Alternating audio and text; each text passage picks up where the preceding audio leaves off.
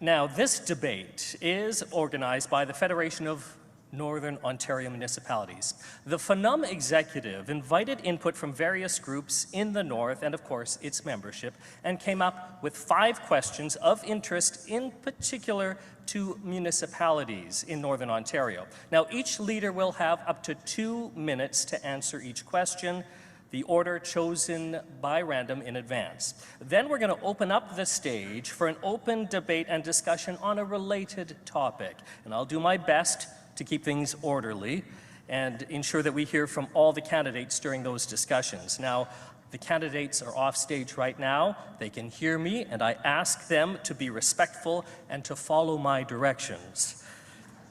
There is a time limit for each question and discussion afterwards, and the candidates will see a yellow paddle raised in the front row when there are 30 seconds to wrap up.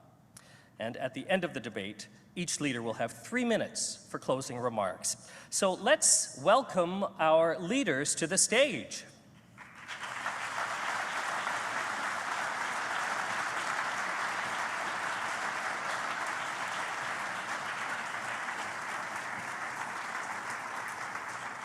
Now, the organizers of this debate asked for the parties to provide short biographies to introduce each party leader, which I will read. Stephen Del Duca has fought to improve the communities he lives in and served for 3 decades. As Ontario Liberal leader, Stephen's reinvigorated his party with a strong new team and fresh, innovative ideas focused on making life more affordable, revolutionizing elder care, and rebuilding Ontario schools. With his background promoting workers' rights at the Carpenters District Council, work fundraising for his community hospital, law degree, and time in cabinet, Stephen Del Duca has the experience, plan, and strong team of new Liberal candidates to move Ontario forward and provide the opportunity for a brighter future for all of us. Doug Ford is a builder. As a businessman, he built a successful company. As a Toronto City Councillor, Ford championed building subways and kept costs down for families. As leader of the Ontario PCs and Premier of Ontario, Ford is building roads, highways, and transit for a growing province. He's building a stronger economy with 500,000 more jobs and is attracting game-changing investments to build electric vehicles and batteries right here in Ontario. Ford is passionate about the Etobicoke neighborhood where he grew up. He's a dedicated husband to Carla and a proud father of 4 daughters. Andrea Horvath is the daughter of a unionized auto worker, proud to be born and raised in Hamilton. As a housing advocate, she saw it getting harder to build a good life and wanted to help. She was elected to Hamilton City Council in 1997 and fought hard for people and small businesses. In 2004, Hamilton Centre sent her to Queen's Park, and in 2009, the NDP chose her to lead the party. Andrea is focused on fixing healthcare, making homes more affordable, and finally giving working people the respect they deserve. Andrea is a mum, a Hamiltonian, and she's running to be Premier. And Mike Schreiner. Growing up on a farm, Mike was instilled with a passion for protecting people, animals, and the planet at a young age. Prior to entering politics, Mike was a successful entrepreneur, small business owner, and one of the early advocates of the local food movement. As the leader of the Ontario Greens since 2009, Mike has been active at Queen's Park, working across party lines to be a strong advocate for climate action, local food and water initiatives, affordable housing, protecting Ontario's frontline healthcare workers, small business, and mental health. Mike is also the proud father of 2 daughters. So those are your leaders. And we begin with opening remarks, 1 minute each, and we start with Stephen Del Duca. Well, thanks very much, Marcus. Good afternoon. I want to begin by thanking President Whalen and Mac and the rest of the team at FNUM for organizing this incredible discussion that I know the 4 of us are going to have on this stage today. And I want to thank all of you for being here, and for those who are watching at home, I want to thank you for tuning in.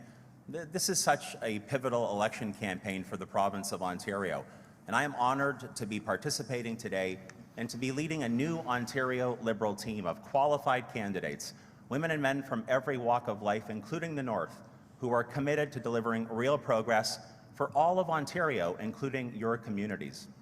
We are determined to do this in publicly funded education, in healthcare, in the fight against the climate crisis, and in delivering true, genuine economic dignity for workers and their families and for small businesses. And I know that we will not have the province that we can all be proud of unless every region of Ontario, including the North, is at the table as a full partner.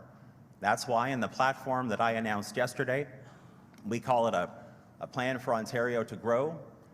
It's a plan that is fully costed, it is fair, it is forward-looking, and it is balanced. And it includes significant measures that will support Northern Ontario, which I'm looking forward to sharing with you in the conversation that we're going to have today. And again, to President Whalen and everybody at Phenom, thank you so much for your leadership. I'm looking forward to this discussion and to partnering with you for years to come. Thank you very much. Ontario Progressive Conservative Leader Doug Ford. Well, thank you so much. It's great to be in beautiful North Bay, and I just want to thank the Federation and Northern Ontario municipalities and NOMA for hosting us today. I'm really excited about the future of Northern Ontario, but it's up to each and every one of us to roll up our sleeves and get to work.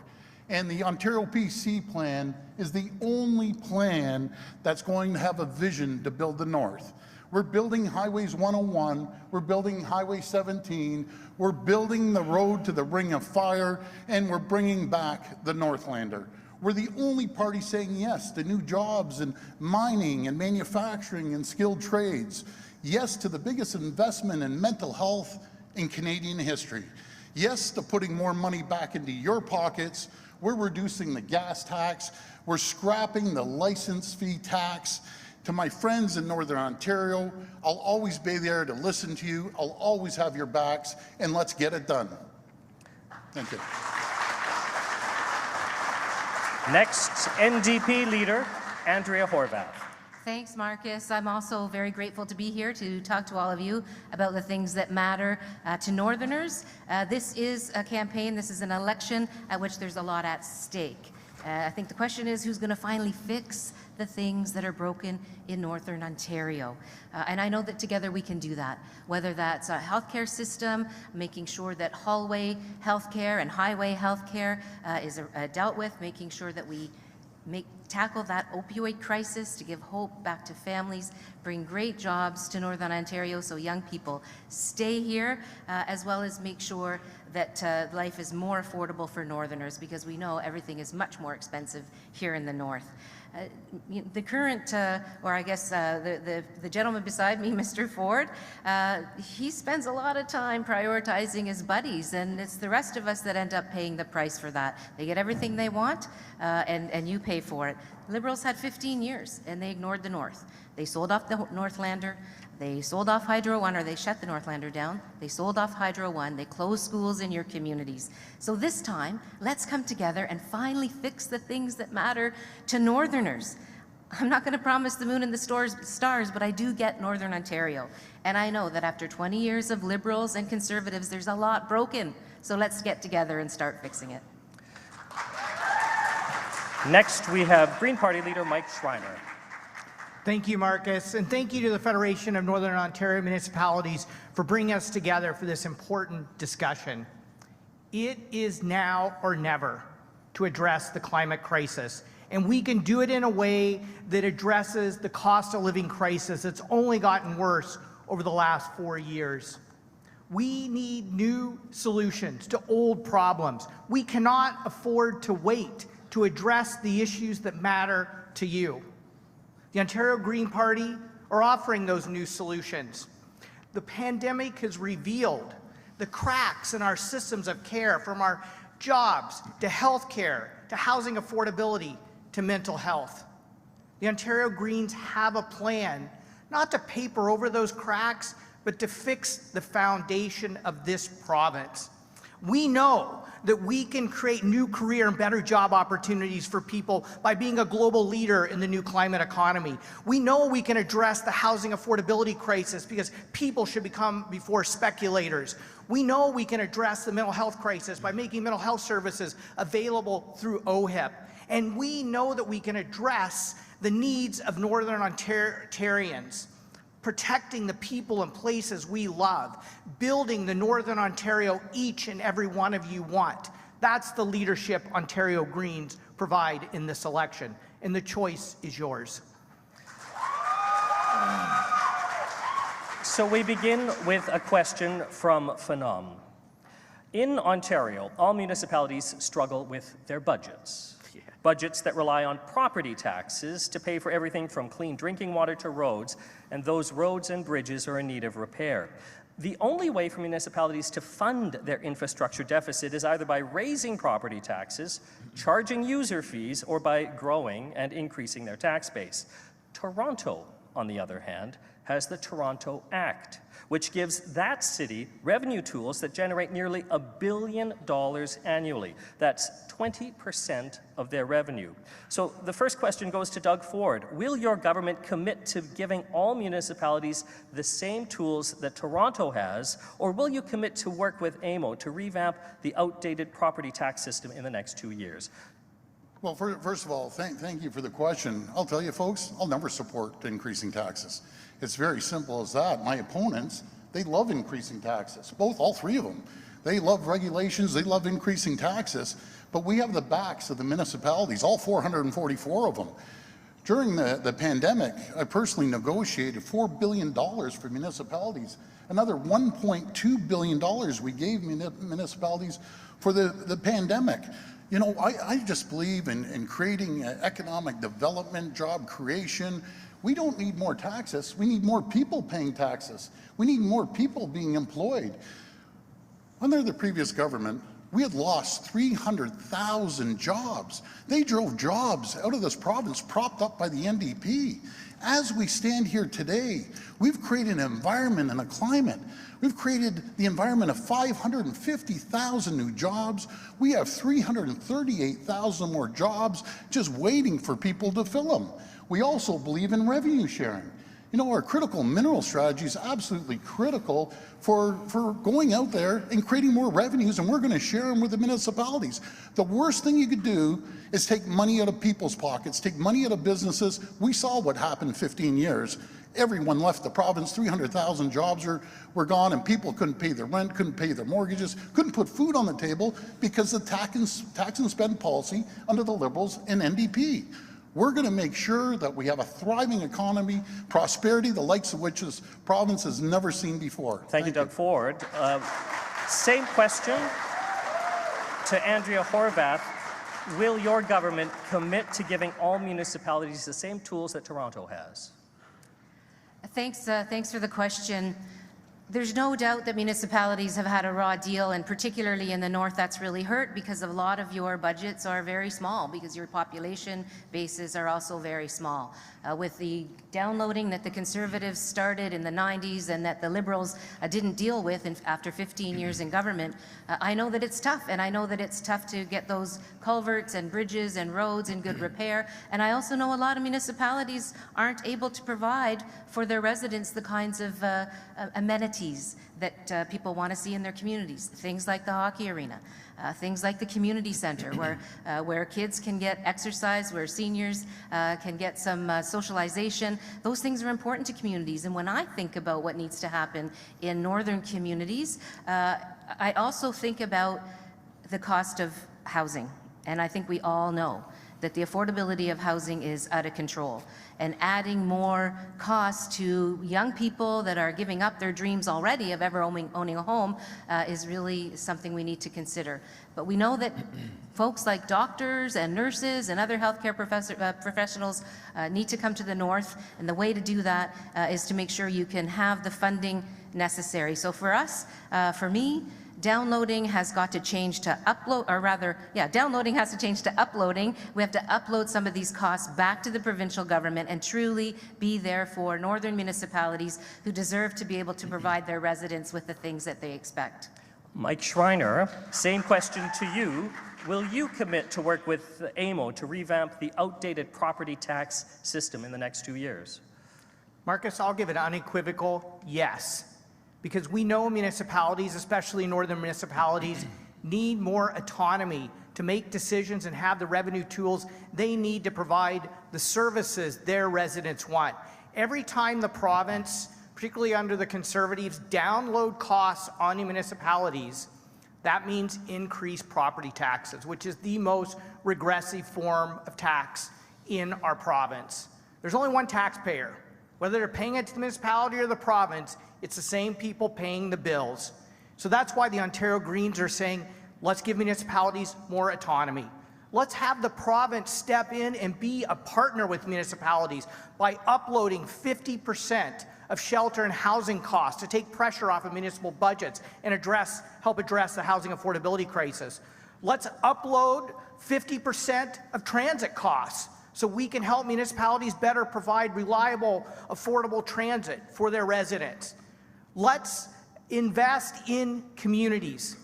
You know, I asked the Financial Accountability Officer to do a study of the impacts of climate on municipalities. $6 billion just to your budget for buildings alone this decade.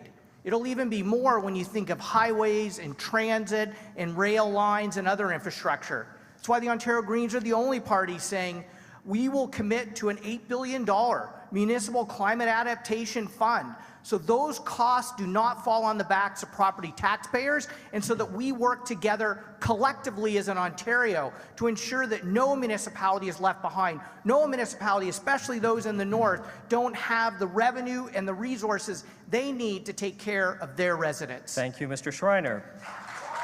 Finally, to Stephen Del Duca, property tax. The system that we have, outdated. What would a Liberal government do to change that? So look, the short answer to the question is yes, of course, a new Ontario Liberal government would partner with municipalities across the province and, of course, in the north to make sure that the conversation we have about how we fund the services that our families rely upon, a conversation that does need to include the federal government as well, would occur in partnership with municipalities. I'll also point out that in our Ontario Liberal platform, A Place to Grow, we did say that a provincial government led by me would share 5% of the mining tax with northern municipalities. And I've also already committed to undoing the damage that a Conservative government did a generation ago when they downloaded highway, road, and bridge infrastructure to municipalities, including in the north, by having a conversation about which of those pieces of infrastructure should be uploaded. I think about Kenora, where I've had the chance to see exactly how tough it's been for local property taxes to bear the burden of carrying the maintenance costs for that infrastructure. But I also just want to say, I listened to Doug Ford talk a second ago, and it feels to me like he's reading the script from last election campaign. He's served as Premier for the past 4 years, and the sad fact is that over those 4 years, the same number of manufacturing jobs in this province exist today than they did 4 years ago. Spin isn't going to make this province move forward. The key messages aren't. Only real, dedicated hard work will help Northern Ontario, and that's what Ontario Liberals will do. All right, let us move on to the open debate. And property taxes, of course, just one bill that we've seen rise in Northern Ontario. I'd like to ask the leaders, what sets your party apart when it comes to making life more affordable? Doug Ford, you can start, but the floor is open. Well, thank you for that question. There's a clear choice right here, folks. You heard it. They want to put more taxes. They want to take more money out of your pockets. You want to tax the mining industry? How do you think that's going to thrive? You tried that. You tried that last time, Stephen. No, I know. And you chased 300,000 jobs out of the province. What we want to do, we want to create the capital of electric vehicles in North America. We have the graphite, we have the nickel, we have the cobalt, we have the lithium right here. So let's hear from Stephen Del Duca. They're going to get more revenue. It's going to create thousands of jobs for the people. And that's what's more important than anything. To be crystal clear about this, so there's no more confusion or cuts or chaos or all the stuff you're hearing from Mr. Ford. What I said a moment ago was that Ontario Liberals would take the existing mining tax that is collected by the province and provide 5% of that back to northern municipalities to support you. But when Doug Ford, absolutely, but here's something that just emerged. But Stephen, you had 15 years to pay attention to northern communities, and you didn't do any of that. That's part of the problem. Here is something that just emerged yesterday, which I think is a really scary story for Northern Ontario. Doug Ford talks about critical minerals, and he talks about wanting to create jobs as a result of tackling and going after the minerals that we have. But we learned just yesterday in Windsor, the part of the province where we all want to invest to create jobs that northern communities will support with their minerals, is now at risk of losing a major investment in the EV battery supply chain because Doug Ford and the Conservatives have no plan to produce clean and sustainable electricity for our economy. All right, No the plan. question was That's gonna about set us back. affordability, and I'm going to go to Mike Schreiner Yeah, next. thank you, Marcus. I'll tell you one thing that separates us. Election gimmicks are not going to solve the problems the people of this province need. You know, these three supported the license sticker gimmick. I opposed it because that's billions of dollars that can help fund healthcare, education, better social services. When I talk to people in the North, they're saying to me, we need more access to better healthcare. We need to ensure that our elders are cared for properly in long-term care, which didn't happen during the pandemic. They're telling me their kids need quality public schools. They're telling me they need access to mental health services under OHIP.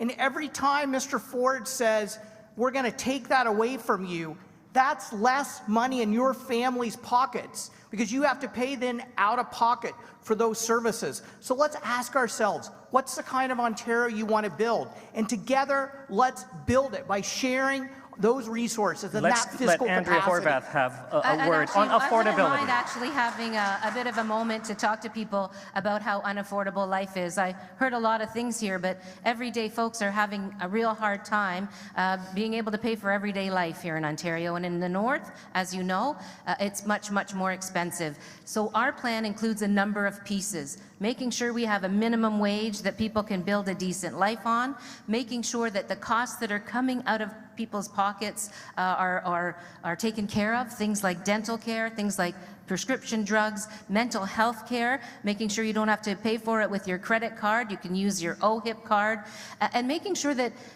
yes, the gifts that Northern Ontario has are available to be responsibly, removed from the ground, for example, with mining. But let's bring those processing jobs here. Let's not just move them all to other jurisdictions. Let's not give up on plants like Alstom and Thunder Bay and have the content rules around domestic content scrapped away by the current government or by the former government. These kinds of things are the things that make great jobs in our province, and we have to protect them, not let them be washed away. We're going to move on to the second question, and again, this is from Phenom.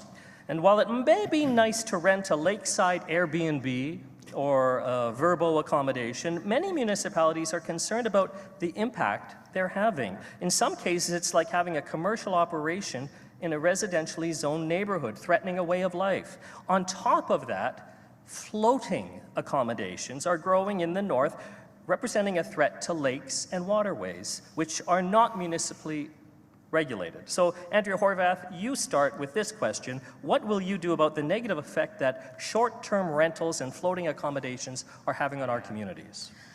Thanks, Marcus. It's definitely the case that folks, particularly folks here who live in Northern Ontario, get that sinking feeling when a couple of RVs roll up with 40 people who are ready to party for the weekend, because it impacts the quality of life of all of you. There's also no doubt that it's really challenging for municipalities who see their units that are so desperately needed by local folks in terms of rental or ownership be bought up by Airbnb or those kinds of companies and not available for people to live in. And again, the regulation of those things is tough, and so for the municipalities to shoulder. So we have a plan to license those short-term rentals, no matter where they are in Ontario, work with municipalities to make sure that they're accountable and that there are consequences to the things that happen in community. And everybody knows when it comes to floating accommodations, those kinds of things can cause even more problems, because everybody knows how much the water amplifies the noise, and people wonder, where does that gray water go? So again, I know the MNR's been doing some work on this with the municipalities, and I'm certainly looking forward to being the partner that sits down with you and them and figures out a solution that doesn't end up costing municipalities a lot of resources that you just don't have. Mike Schreiner, what would you do about the negative effect that short-term rentals and floating accommodations are having? Yeah, Marcus, homes are for people and families, not speculators and commercial companies. We have a housing crisis in this province. It is the biggest cost of living crisis that people talk to me across the North and across Ontario. We have to bring in a registry and regulate short-term vacation rentals to ensure that we have enough housing supply for people who live in the North, do the work in the North, provide the jobs in the North. We need to ensure that we properly regulate water homes as well, for environmental reasons, if nothing else, but also for quality of life reasons, for local residents. We have to ensure safety. We have to also recognize, and I think in the regulatory framework we can do this, that there are some homeowners who do rent out their primary residence, and it is an important source of additional income. And so when I talk about regulating it, it's regulating those speculators and corporations who are buying up homes only to use as short-term rentals.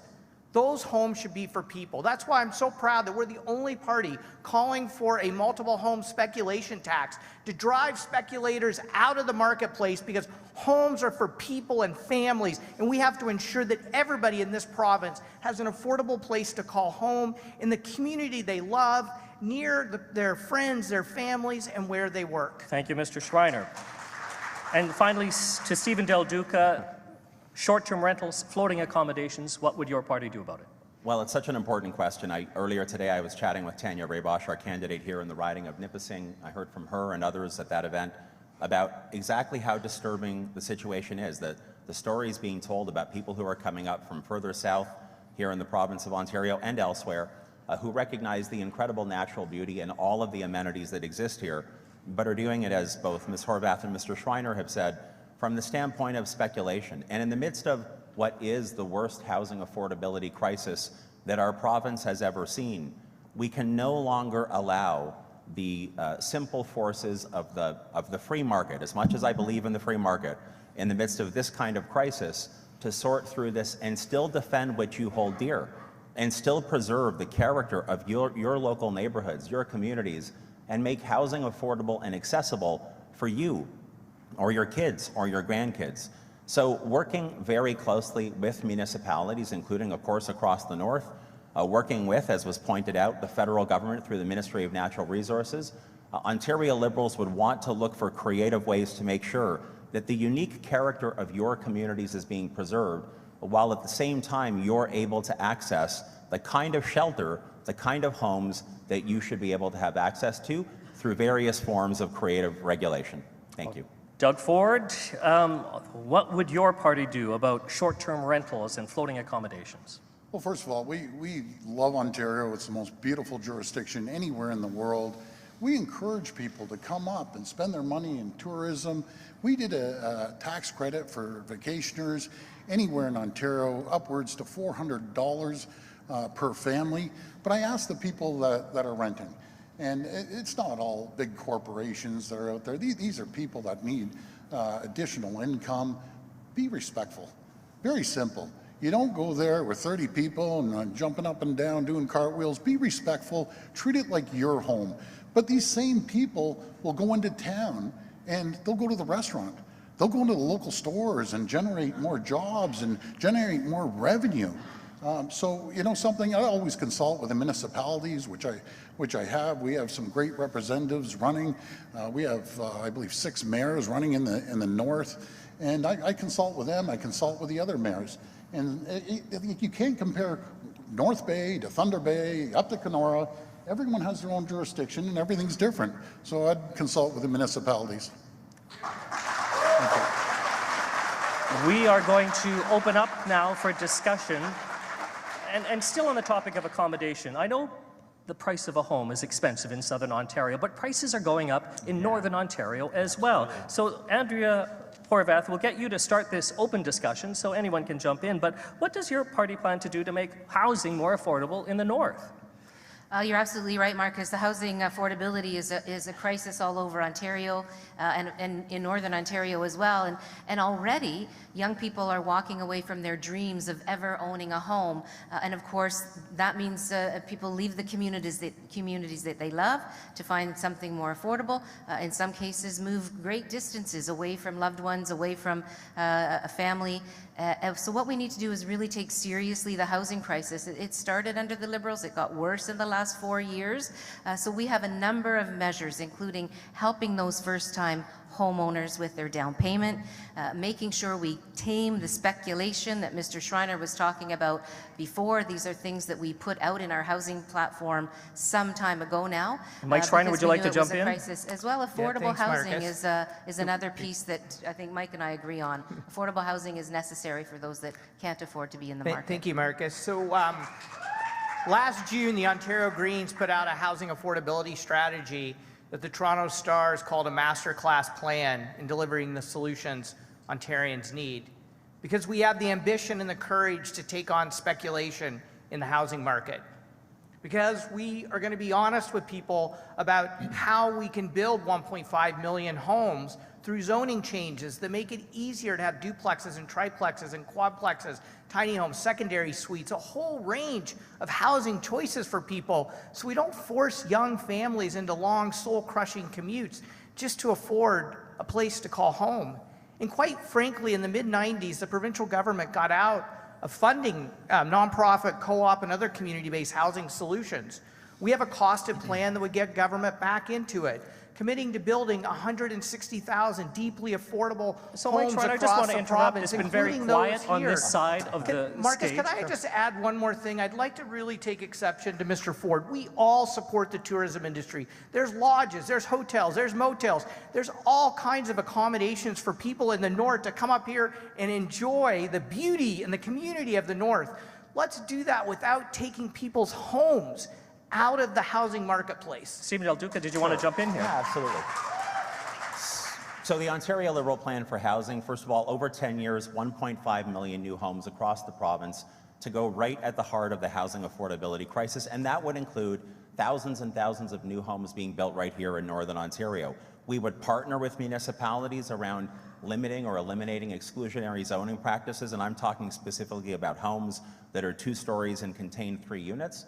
We would go after the speculators because Ontario's mayors have told us and said publicly that there are currently 250,000 at a minimum homes that could be built across this province that have building permits and approvals in place, but landowners and speculators are sitting on those waiting for the prices to go up so they can make more money. This is a crisis. We can't afford that. We would also create the Ontario Home Building Corporation that would unlock current surplus provincial government land to build homes. Would do the same with underutilized strip malls and commercial and industrial properties, again, because of the nature of the crisis that we're facing. And when it comes to the new homes that the Ontario Home Building Corporation would build, or would sell, I should say, those would be limited to first-time home buyers because that's who's facing one of the toughest crunches right now. Let's hear from Doug Ford. He's been very quiet during this discussion. So, Mr. Ford, really quickly, I'm going to move on to Mr. Ford. We're out of time. Thank you. But I'd like to hear, does your party have a plan to make housing more affordable in the north? We actually have a great plan. I'll tell you about it. We have more housing starts in Ontario, over 100,000 last year. That's more than in 30 years. We've sat down with the municipalities and talked to them. We want to make sure we standardize the process right across the board until you can get through the red tape and regulations. You ask anyone who tried to build a home, sometimes it takes 2 to 3 years to get approval from the municipalities. Folks, this is economics 101. It's very simple, supply and demand. We're going to continue building attainable housing and affordable housing. And if you take 2 to 3 years to get a permit, what do you think happens within those 2 or 3 years? Lumber goes up, steel goes up, labor goes up. Let's get the permits out the door and create more housing. It's a supply and demand issue, and we're going to build more homes than any government in the history of Ontario, which we had last year, over 100,000 housing starts here in Ontario. All right, we're going to move on now to the next question. And this question is about highways in Northern Ontario that are often closed in the winter because of snowy or icy conditions, and all too often because of collisions. Secondary highways are also in bad shape and pose a safety hazard. So starting with you, Mr. Schreiner, 1 minute on your plan to address the state of our roads in Northern Ontario. Yeah, thank you, Marcus. We absolutely have to improve the state of repair and snow plowing on roads in the north. And I can tell you, previous government that privatized snow plowing, the Liberals never changed that, and it's meant higher cost, lower service.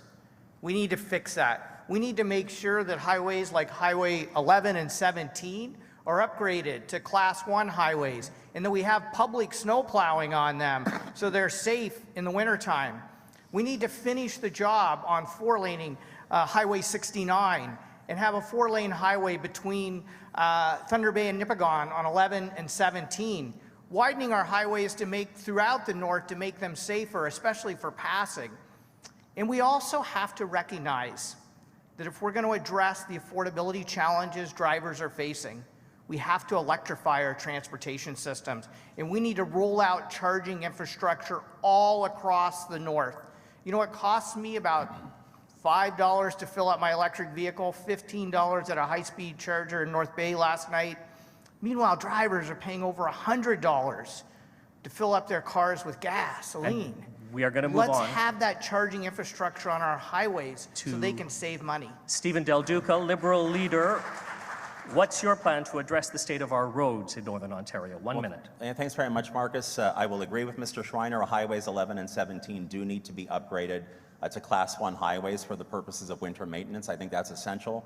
In our plan, in addition to that, we would finish the job with respect to the twinning or the four-laning of Highway 11 and 17 from Thunder Bay to Nipigon.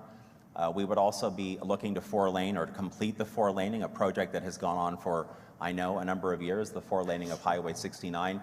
And we want to empower northern residents to be able to make more affordable choices to keep yourselves safe when you are commuting or traveling around the north. That's why we announced that we would create a new tax credit to take $100 off studded winter tires for those living in Northern Ontario. Thank you.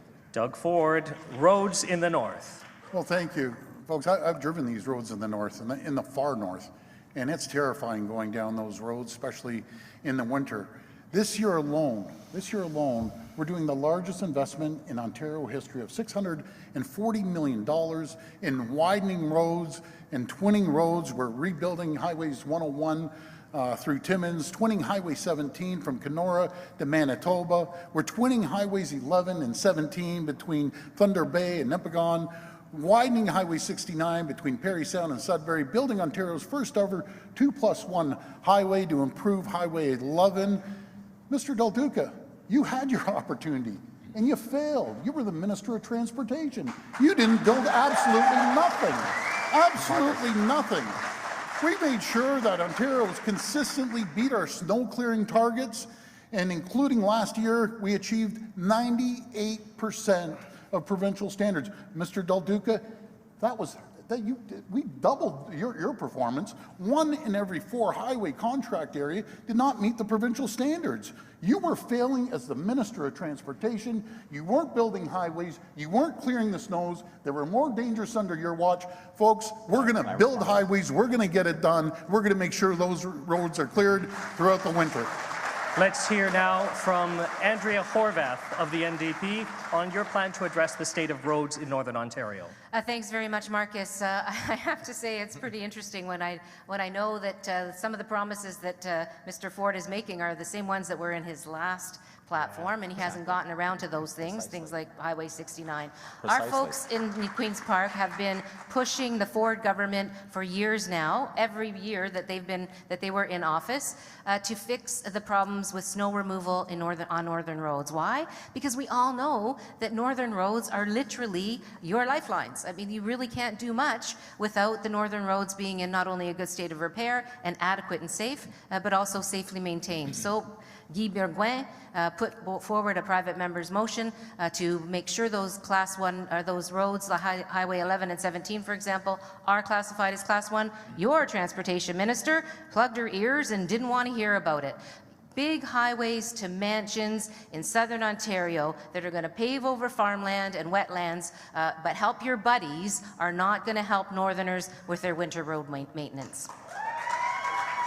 We're going to open up the floor now, and I know that Stephen Del Duca, you're itching to address some of the comments made. I'll let you do that. And if we want to add, still with transportation, the Ontario Northlander, passenger rail service, if you each want to jump in about that, but we'll start with you, Steve Del Duca. Go ahead. Yeah, no, for sure. So let me say on the Northlander, Ontario Liberals in our platform are committed to restoring the rail service to the north. You broke it in the first place. Well, we are. You canceled it. Well, we are. But Wow. can I just? But can 10 I years just? later. Can I please just echo one thing that was said a moment ago? I've stood here so far this afternoon and I've heard Mr. Ford talk as if he hasn't served as Ontario's premier for the past 4 years. Virtually every highway project that he referenced, and you know this, from 1117, which, by the way, my dear friend Michael Gravel fought hard to start the work on, Highway 69 from Parry Sound to Sudbury, work that is well underway. And none of them are done. If I can just finish, fixing and dealing with contracts that were poorly structured that date back in terms of privatization for winter maintenance to a previous Conservative government. Here's the bottom line, though, and Ms. Horvath is right about this. Doug Ford wants to spend $10 billion of your money as Northern residents, my money, Ontario's money, to build a highway 60 kilometers on the edge of Toronto that's going to destroy the Greenbelt farmland and wetlands and save only a handful of commuters mere seconds on their daily trip. That's billions of dollars that we would invest in public education here in the North and beyond, but it's also money that could be allocated to make your life better and more affordable. And why? Why is Doug Ford determined to do that, obsessed to do that? It's not about delivering progress. It's about making the richest, his friends, his political donors, even richer. And he should be embarrassed to step here tonight or this afternoon and talk about Northern highways when he wants to waste $10 billion of your money to reward a select and very wealthy few instead of making your life better in the North. Well, Mr. Del Duca, very, very simple question. Why did he cancel the Northlander? And Ms. Horvath, you propped them up. You propped them up, so you were supporting canceling the Northlander, and you canceled it. Why did you cancel it? So really quickly. Marcus, could I just ask a quick question here? Yeah, Mr. Ford is right about that. It's a direct but I have question. a question for Mr. Ford. Yeah.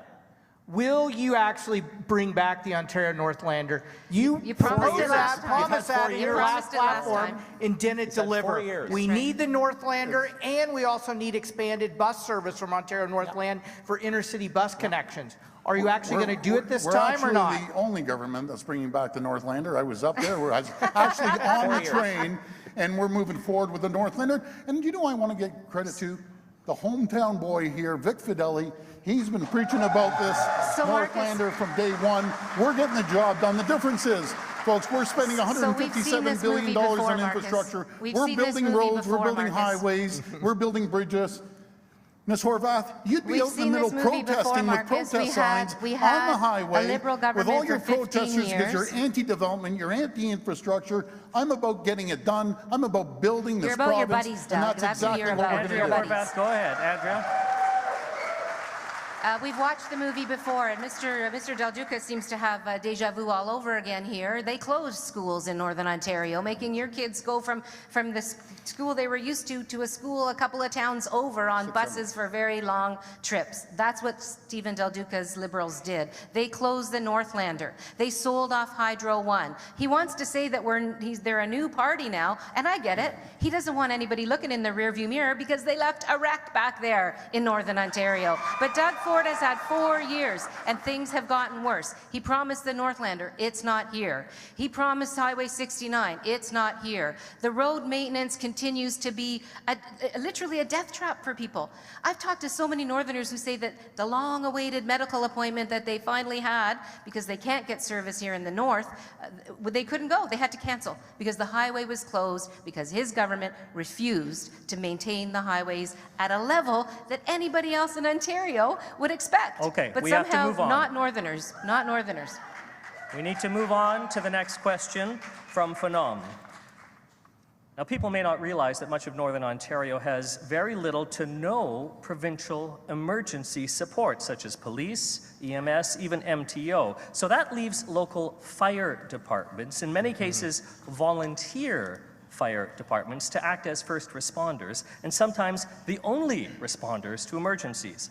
Now, many departments are expecting fewer volunteers because of retirements, and municipalities are concerned with the new firefighter certification regulations that could make it harder to recruit and retain volunteer firefighters. So, Stephen Del Duca, are you prepared to rescind the firefighter certification regulations? And if not, what will your government do to support communities, particularly those that may no longer be able to provide fire protection services due to the certification changes? Well, thanks very much for the question, Marcus, and Phenom for the question. So I think it's really important to say as a first principle that I know no one here in this room, no one watching at home or across the North, or I should say we all want to support safer and healthier communities. We know that our first responders, our fire services, and so many others, in particular over the last couple of years, which have been so difficult for them, difficult for everyone on the front lines, deserve support. They deserve to be kept safe and healthy and to be able to come back home to their loved ones at the end of the day. And so, therefore,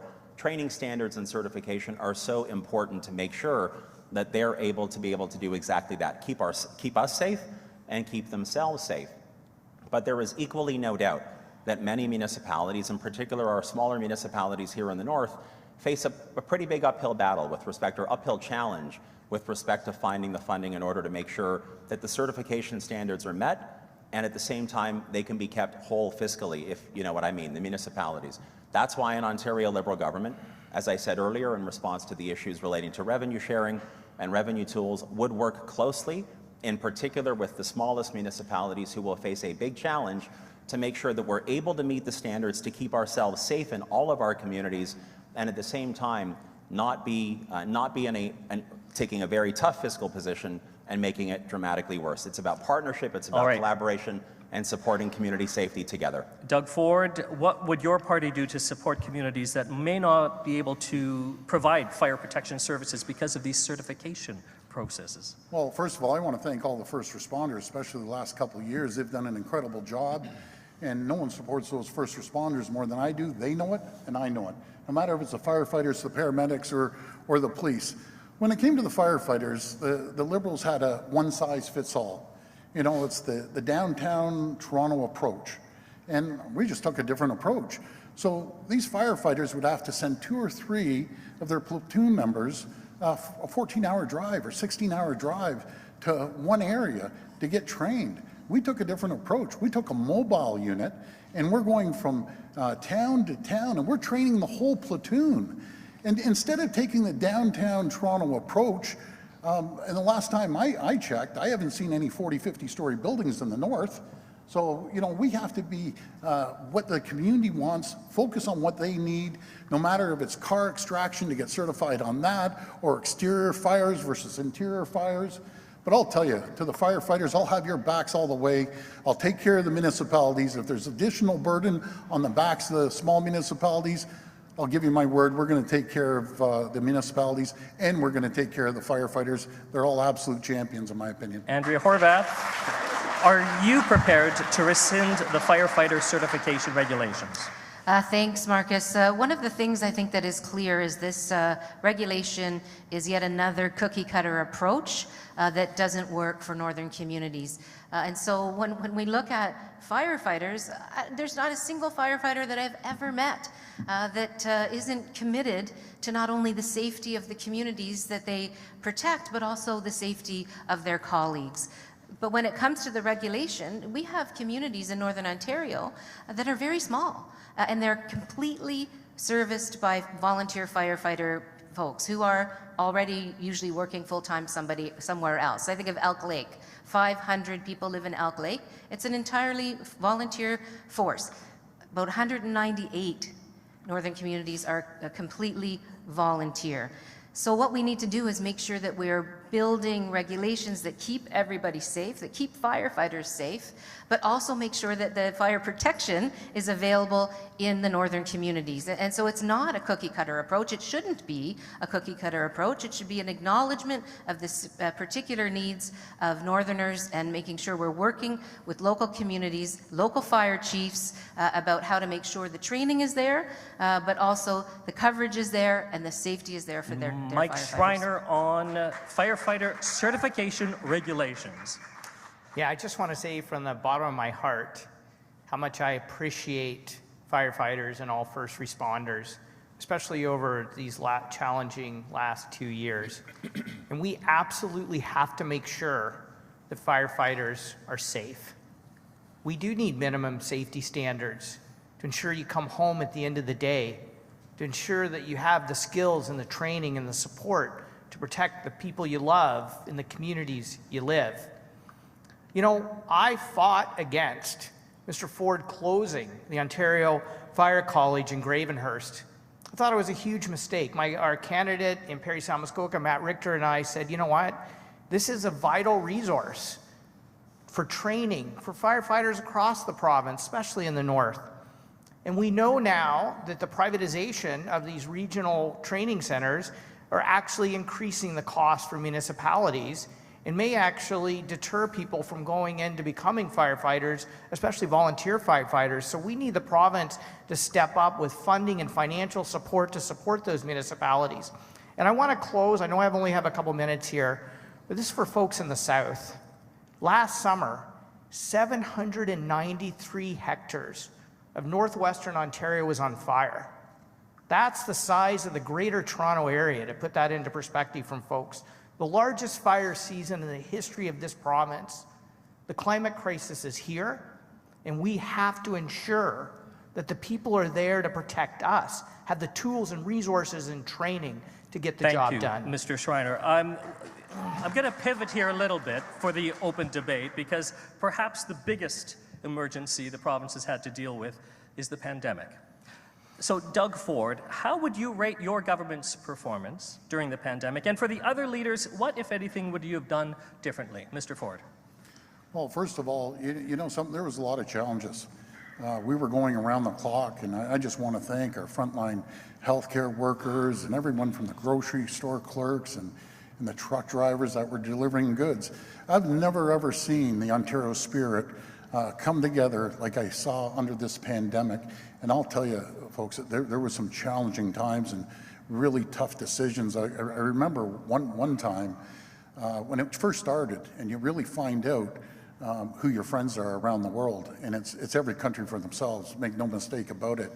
And the pandemic preparedness from the previous government, when I went into the storage room to find out we didn't have any PPE, and I'll never forget that I went out there and I called out for help for the companies all around Ontario.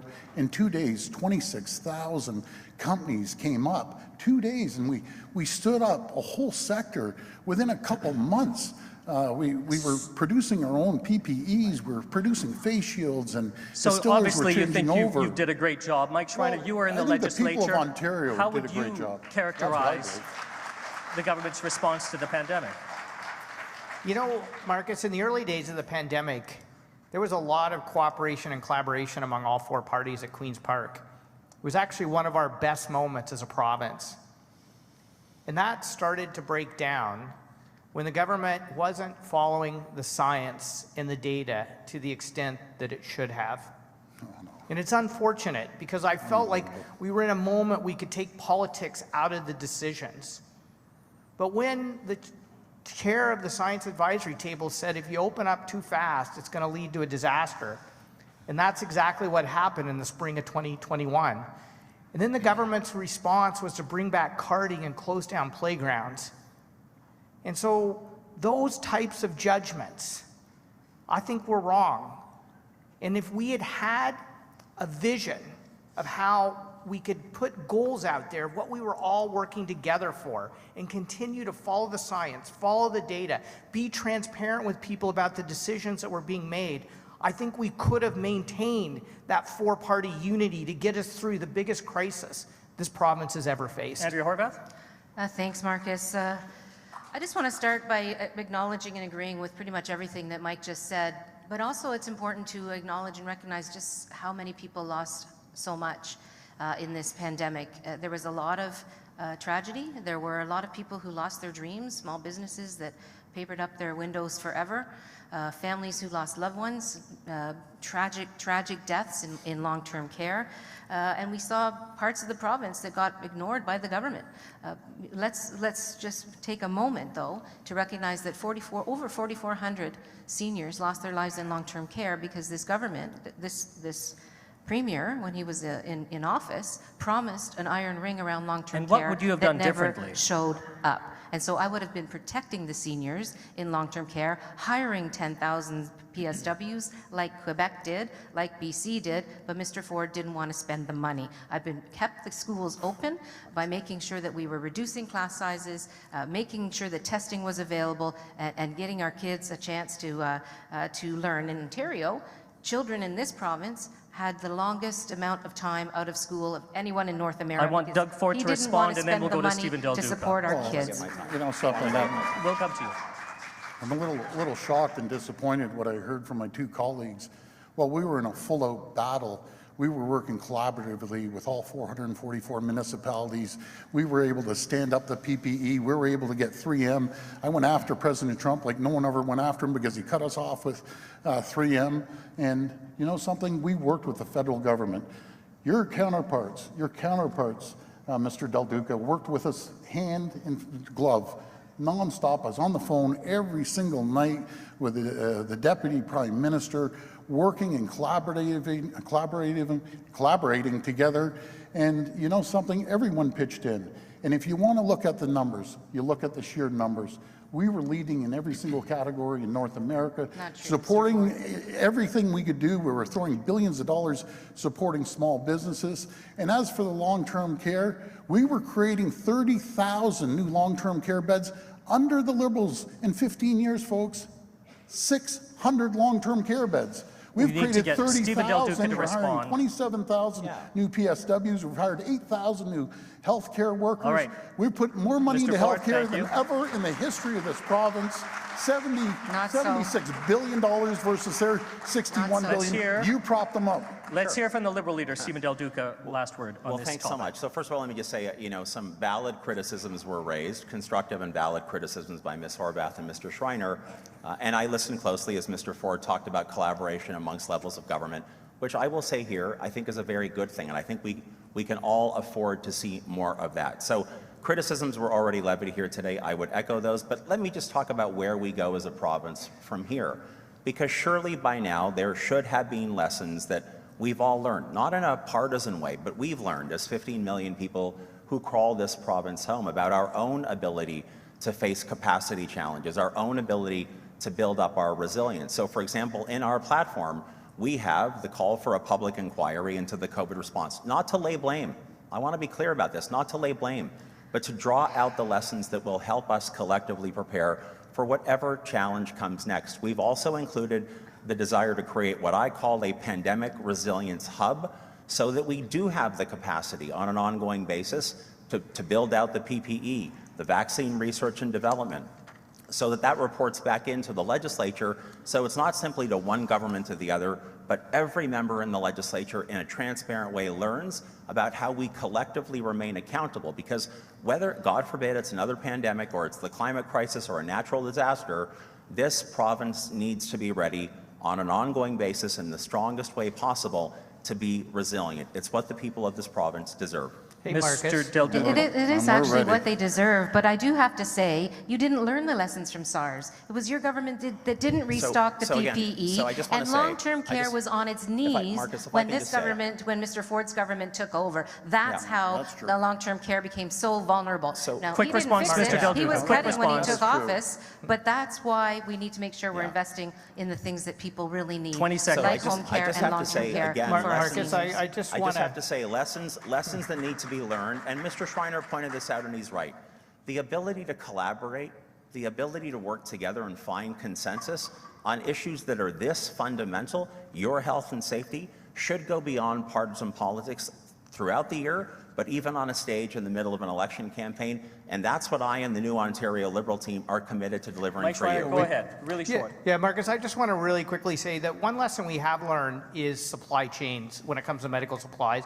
I will give Mr. Ford credit. He came to my riding in Guelph and we opened Medline, which is going to supply more PPE. But now I'm going to ask Mr. Ford, will you stand up for nurses and PSWs and frontline healthcare workers and commit to removing the wage restraint on them? Because we've all All right, called them we'll let heroes. Doug Ford respond to that, Can we do because that? Can we do that? we're going Work over here. together on that one, Marcus. Go ahead, Mr. Ford. Would you like to respond? Well, I'd love to respond. We have a strong plan. We're the only government that has a plan. We created 3,100 more acute care beds than we've ever had. We're investing $40 billion, with a B, $40 billion, building new hospitals and revamping hospitals right across this province. We have never, ever seen that. Now let's talk about the PSWs. Under the previous Liberal government, propped up by the NDP, they ignored the PSWs. They're the hardest working, underpaid people I've ever seen throughout this pandemic. It's like you haven't been we Premier made for sure 4 that they years. have a $3 an hour It's like increase. you haven't been And Premier let's for talk 4 about years. the great nurses that we have that helped all of The us great throughout the nurses pandemic. are leaving their The great profession because of your nurses, actually, the disrespect. great Beds nurses, are we great, gave but without Can I- healthcare can I finish providers, my- beds are nothing. All right, We we're gonna need move healthcare on. We're gonna providers move at on. We the actually bedside, gave the and you've been nurses a disrespecting them. And we have a $5,000 human retention. resources crisis. Hey, I call it a thank you, a 7.6% increase. They want a There's no raise. province All in the right. entire country Thank you, that Mr. gave our Horvath. nurses a You're keeping their wages 7.6% low. Thank you, Ms. increase. Horvath. I love our nurses. I love Keeping our their wages PSWs. low. All right, deserve a raise. last topic is related to healthcare, and that's the last question. Your responses initially, if you can keep them to less than a minute because we're running tight for time, but I have this preamble about FNUM commissioning the Northern Policy Institute to look at the state of mental health, homelessness, and addictions in Northern Ontario. And here's a quote from that report. "We face unique challenges compared to the rest of the province, which the provincial government must consider before establishing a new standardized and centralized system of care. While the roadmap to wellness addresses many addictions and mental health issues in Northern Ontario, the implementation and delivery of these services must look different in the North for them to be effective." And the report goes on to say, "There is robust support in Northern Ontario to establish a Northern Centre of Excellence for mental health and addiction." So starting with you, Doug Ford, will your government establish a Northern Centre of Excellence for mental health and addiction? Well, as soon as I came into office, this issue is extremely important to me. It's personal to me. I've seen addiction in my family. I understand what the families go through. And when they have someone addicted to any, be it alcohol or drugs. But I'll tell you what we created. We created the first minister of mental health and addictions. We made the largest investment in Canadian history of $3.8 billion. We increased the funding from the previous government for mental health and addiction by 30%. We also were investing $13 million to support Indigenous mental health. And I'll tell you, Michael Tabola, our minister, has been all through the North with the First Nations community supporting him. We invested $30 million to build 224 addiction treatment beds. Folks, I can't stress this enough. The addiction treatment beds are the most important area that we could support people. Right here in North Bay, we created 53 beds in North Bay, 15 new beds in Timmins, 34 new beds in Thunder Bay, and 15 new beds in Sudbury. We need a wraparound system that's going to help people when they go in, and they can see the nurse, they can get counseling, they can get a meal. Folks, this is serious. We're putting every resource we have into helping people with mental health and addictions. Andrea Horvath, Thanks, what will Marcus. your government establish? What Mr. Ford forgot to mention is that one of the first things he did was cap the number of safe consumption sites in Ontario and put people's lives at risk. It's heartbreaking. The opioid crisis has been rolling through Northern Ontario for some time now. Back in 2020, there were 51 people that lost their lives to an overdose in Sudbury. 4 people lost their lives last week. Today, there are now over 238 people since 2020 that have lost their lives to an opioid overdose or to a drug overdose. There's a crisis happening, and this government cut $330 million from mental health when they took over. They stopped those sites from being increased to try to save lives. What our plan does is reverse all of that. We know that we can save lives by making those investments, by being there with rehab beds, with detox beds, with services that support people afterwards. Our plan includes transitional housing as well as supportive housing, so that when people start to be able to rebuild their lives, they can have the supports and an affordable place to live, to have a decent future. There's a lot that needs to be done, ignored and made worse by this government, Mr. Ford's government, and certainly we're committed to working with you to fix the opioid crisis and over addictions crisis, rather, that we know your towns are facing. Thank you, Ms. Horvath. Mike Schreiner, will your government, a Green government, establish a Northern Centre of Excellence for Mental Health and Addiction? Yes, Marcus. And I want to be clear that everything is not okay when it comes to the mental health and addictions crisis we're facing in Ontario right now. The substance use deaths are 3 times higher in Northern Ontario than they are in the South. Sean Mclaughlin, our candidate here, is a frontline mental health and addictions worker here in North Bay. And he's talked to me about the fact that, you know, the consumption and treatment site in Sudbury didn't get the funding it needed, even though the crisis on a per capita basis is worse in Sudbury than any other community. That's why we need to make OHIP, mental health services, available and funded through OHIP, so everyone can access the care they need. That's why we need to expand harm reduction services and to declare opioid use a public health emergency. But Marcus, it's also why we have to address the social determinants of health, like poverty. We're the only party in Ontario calling for doubling the rates that people on disabilities receive, because they're living in legislative poverty right now. We're calling on 160,000 deeply affordable homes to be built across this province, including 60,000 with wraparound mental health and addictions and other supports, and a commitment to 4,000 support, even 6,000 deeply affordable specifically for the North. And on top of that, 14,000 homes that are Indigenous owned and Indigenous led, because healthcare providers tell us that if we're going to solve this crisis, we have to end poverty and we have to make housing first. Let's hear from Stephen Del Duca of the Liberal Party. Well, thanks very much. I mean, I've heard this from all of you, from the mayors and other municipal councillors and small business owners that I've had the chance over the past couple of years to speak with directly about exactly how scary the crisis is with respect to mental health and addictions, particularly around the opioid crisis. I know it's already been discussed by others on the stage, but there is no doubt that there needs to be more invested, and an Ontario Liberal government would, in supportive housing, deeply affordable housing. By the way, working in partnership with municipalities, providing, in the case of our platform, $360 million in ongoing annual funding to not-for-profits and municipalities to create the wraparound services that we talk about so frequently. I think it's so important for the Opioid Emergency Task Force, which was created several years ago, which, sad to say, hasn't had a single meeting over the past 4 years, to once again be reestablished, to be reactivated, so working together, we can have a genuine conversation about what targeted and broad-based investments need to be delivered.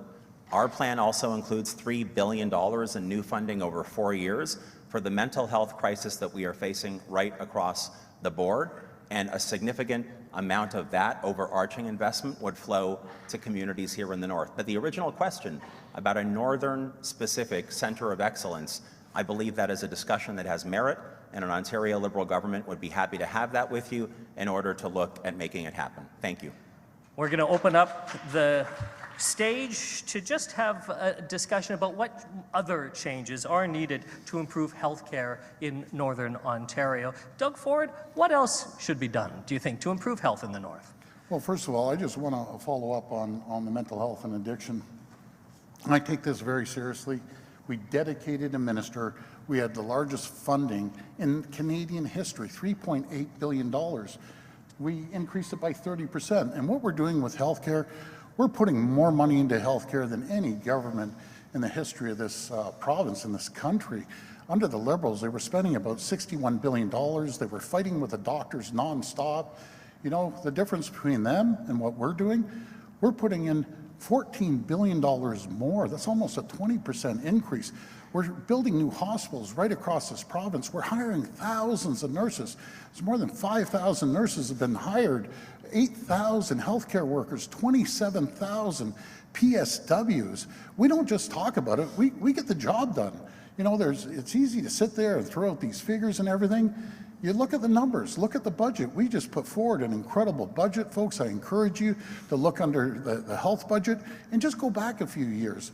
Under when Ms. Horvath was running the province along with Mr. Del Duca.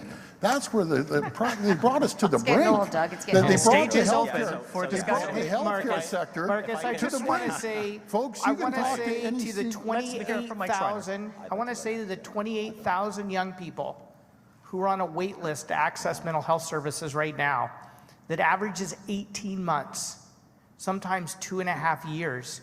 I've had painful and gut-wrenching conversations about parents desperate to access mental health services for their children. And then when they're able to access them, they can't afford it. That's why we need to make mental health services available under OHIP. That's why we need to have the funding commitment in place, which the Greens have made, to reduce youth wait times to mental health services to less than 30 days. That's our future, folks. So let's hear from Stephen Del Duca now. Yeah. So, you know, so I know we're talking about healthcare, mental health care, but also healthcare generally speaking. I just wanted to also convey that in the Ontario Liberal plan that we did unveil yesterday, there are other additional measures that we would bring forward as a government to help support better access to healthcare here in Northern Ontario. Number one, we would raise the admission caps on the Northern Ontario School of Medicine. Number two, we would actually waive or get rid of tuition for medical and nursing students who make a commitment to actually work in rural and remote Ontario for an extended period to help them get through school and come to your communities to provide the medical care and the access that you deserve, both in mental health care and in general health care, if I can put it that way. We will also deliver on 15 new community health centers, including some in the north, more nurse practitioner-led clinics, and supporting and funding more family health teams, which is why we can make the commitment that regardless of where you live in this province, including right here in Northern Ontario, you will, under an Ontario Liberal government, have access to a nurse practitioner or a doctor, regardless of your postal code, within 24 hours. These are investments that will make meaningful progress for you here in Northern Ontario as it relates Andrea to healthcare. Horvath, we haven't heard from you on this. Thanks very much, Marcus. I'm glad Mike talked about the OHIP card being used to get mental health services. That's certainly one of our ideas, and we're prepared to do that because people shouldn't be waiting, kids shouldn't be waiting 18 months to get the mental health services that they need. But we know what's happening here in Northern Ontario. Red Lake had to close its emergency ward. I got a call from Mayor Moda, and he was beside himself because they had to close their emergency ward because the former government of Mr. Ford's didn't pay attention to the mess that was left by Mr. Del Duca and his team. After squeezing hospitals and bringing us hallway medicine, things have gotten worse. And that's a problem for Northerners. There are 13 Northwestern, particularly chiefs of staff, who penned a letter to his government to beg for some attention. They laid out a number of recommendations, and I can proudly say they're all in my platform because Northerners deserve access, equal access to health care. So not only that, but we need to fix the Northern Travel Grant. I don't know how many times I've heard about the Northern Travel Grant not being properly administered, not being properly provided. 14-day minimum guarantee of, or maximum guarantee of that travel grant refund coming in. Absolutely, mental health and addictions, as I've already mentioned, detox beds, rehab beds. The bottom line is, with these two guys, the healthcare access for Northerners has gotten worse and worse and worse. 15 years with Mr. Del Duca, 4 years with Mr. Ford. It's time to fix Northern healthcare. We can do it if we prioritize your healthcare, and that's exactly what an NDP government is going to do. Mr. Ford. Well, you know something, we're actually doing that. We're the only government that's going to pay for the education of nurses. Full stop. We're going to pay for their full education if they go and practice in rural areas. Under the Liberals, propped it up by the NDP, we didn't have enough doctors. We increased undergrads and postgrads by over 360 more doctors. We did the first medical school in 10 to 15 years. We're building a new school with Ryerson. We're pouring money into healthcare, into HHR, Health Human Resources, the likes of which the province has never ever seen. All you have to do is if you call up any CEO, I don't care what hospital it is, and ask them if they've had more love, more attention, more contact, direct phone number to me, every single one of them, my personal cell number. Hey, just ask them who supported them the interference. most.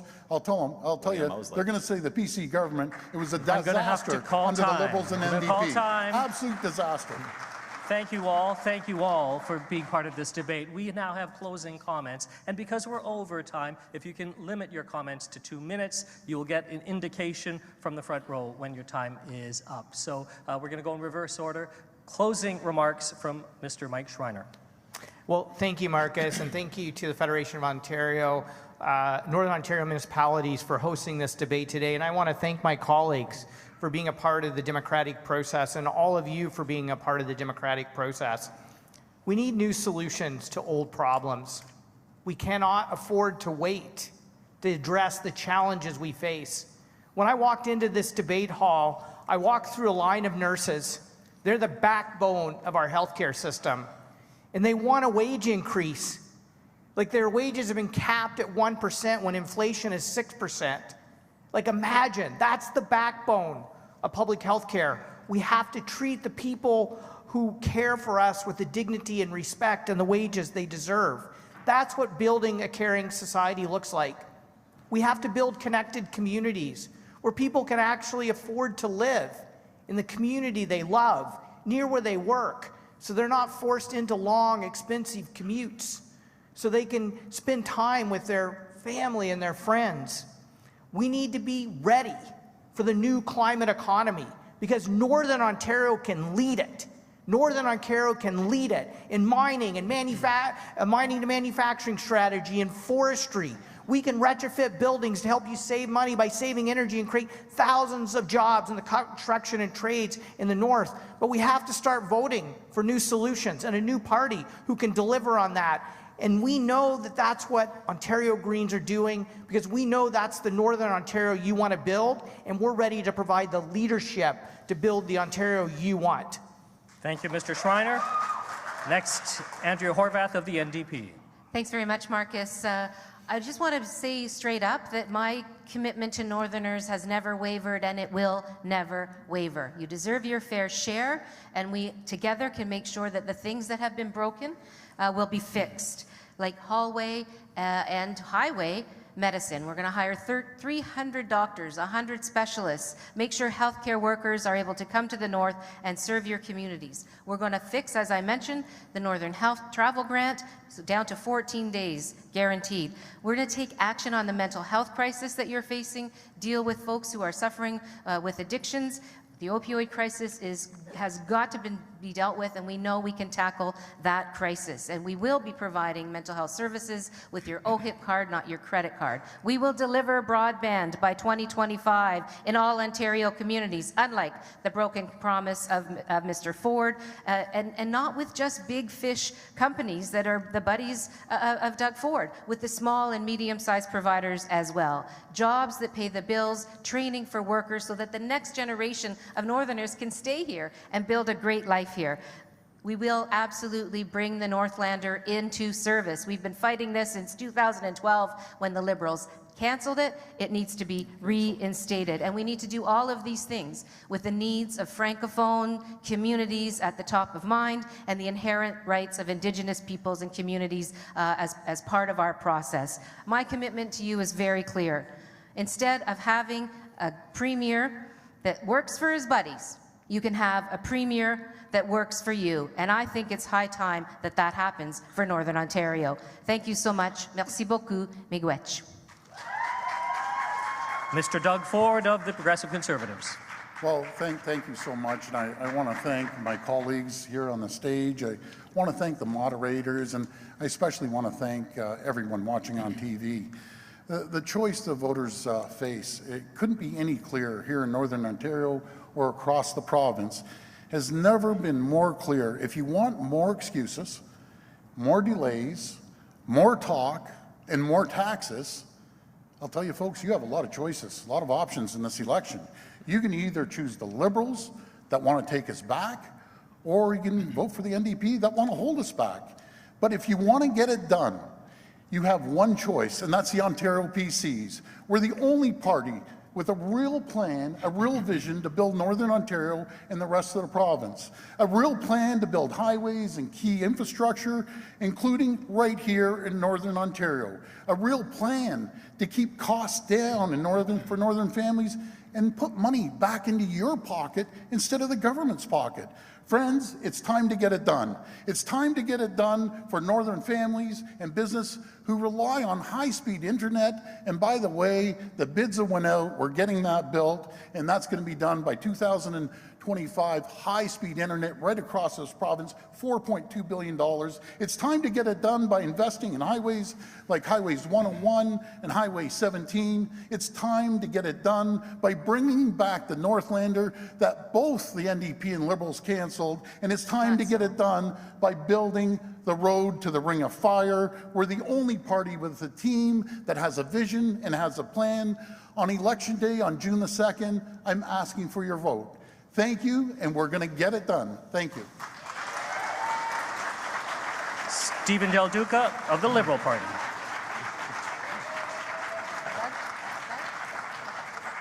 Well, thanks very much, Marcus. Great job, as always, moderating. I want to thank Phenom, Noma, everybody who's here with us today, and of course those who are watching from home. So I'm going to finish out my remarks today. I didn't get the chance to talk about this earlier, just to give you a quick understanding of why I'm here, why I'm in this fight, why I came back to politics. I think often about my family on this campaign trail. My wife and I are raising two daughters. They're in grade 9 and grade 5, attending publicly funded schools where we live. I think about my parents. Mom and Dad came from different parts of the world, like so many Canadians. They're in their 80s now. They're aging. They're still at home, thank goodness. They do experience some challenges from time to time. I think about the magic of Ontario, where we all, each and every successive generation, has a fundamental obligation to honor the sacrifice and the legacy of those who came before us, our parents and grandparents who gave us everything, built everything for us, and to honor that sacrifice by setting up the next generation for success. And I refuse to accept that my parents' sacrifice should be squandered and that my daughters should have less opportunity growing up in this province than I did a generation ago. That's why the new Ontario Liberal plan will invest in publicly funded education everywhere. Grade 13 is an option, smaller class sizes, better school buildings, healthcare, in particular seniors care, that lets people like my parents and many of you here in this room stay at home for life and have real dignity. Puts workers and their families at the center of the decision-making processes that we make, and supports the mom and pop small business entrepreneurs that give all of our communities the character that we love. This is a positive, forward-looking plan for Ontario's future, for Northern Ontario's future, and you have my commitment that I will work as hard as I can, relentlessly in fact, to deliver the kind of Ontario I want my daughters to grow up in, I want your kids and grandkids to grow up in. You have my word that I will be relentless in the pursuit of this progress for every part of Ontario, including, of course, the North. Thank you very much for having me here today. And thank you to all the leaders, and thank you for being here and for watching and being engaged in politics in Ontario. It is up to you to make a decision next month on the government you would like to see take us forward in Ontario and in Northern Ontario. Thanks to the folks at Phenom for inviting me to be the moderator this afternoon, and I'd like to call upon the Phenom president, Danny Whalen, for the closing remarks. Thank you very much.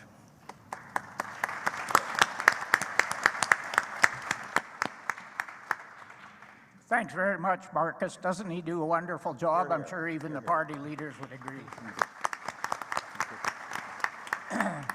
To each of you party leaders, I want to give you our thanks on behalf of Noma and Phenom.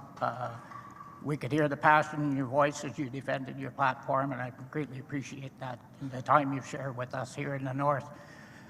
I also want to apologize to whichever party will form the next government, because the day you're sworn in, I shall be in your face. Not, no, just a minute. Good. Not as a whiner, not as a complainer, but someone who wants to work in partnership with Queen's Park to unleash the full potential of Northern Ontario. You're here.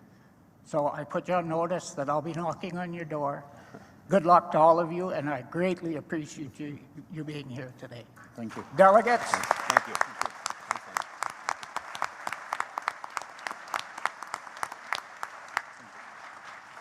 I want to thank the members of the public that are up top and all of the delegates. Check your agenda. The buses will be available for you. And of course, the leaders, there shall be an opportunity for a scrum should you wish to participate.